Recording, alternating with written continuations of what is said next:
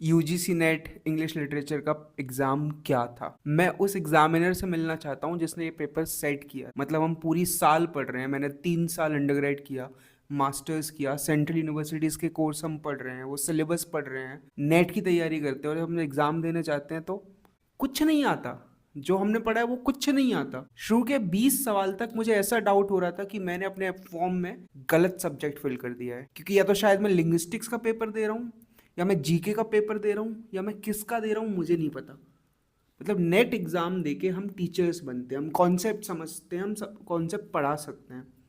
But आप पूछ रहे हो कि किसी अननोन बेग राइटर की अननोन बेग पोइट्री की कुछ लाइंस को क्रोनोलॉजी में लगा दो। भाई मेरे को समझ में नहीं आ रहा एनटीए।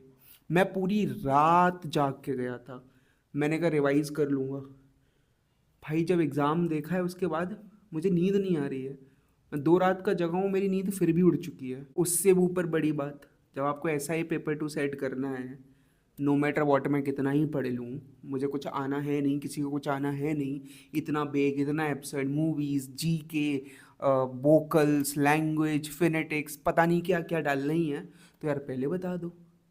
कम से कम हम ये नौटंकी तो ना करें, पेपर टू पढ़ के तो ना जाएं, पेपर वन पढ़ के ही चले जाएं, उसी से कुछ स्कोर कर लें, पेपर वन से एलिजिबिलिटी बना दो।